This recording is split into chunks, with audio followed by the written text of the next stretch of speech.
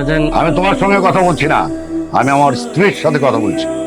দাদিজান, তার চেয়ে বরং আমি চলে যাই। এখনই চলে যাও, আর সারা জীবন মনে রাখবা এই বাড়িতে তোমার প্রবেশ নিষেধ। ও কোথাও যাবে না, ও বেড়াতে এসেছে, যতদিন ইচ্ছে ততদিন বেড়াবে, তারপরে যাবে। তুমি কি পাগল হয়ে গেছো নাকি? না, আমি ঠিকই আছি। বাবা, এই ছেলেটা কে? ও তোর বড় ভাইয়ের ছেলে। মা, আপনি না আপনার প্রথম সন্তানকে এই বাড়ি থেকে চিরকালের জন্য বের করে দিয়েছেন, তাহলে তার ছেলে এই বাড়িতে আবার এলো কিভাবে? কেন এসেছে বুঝতে পারছো না?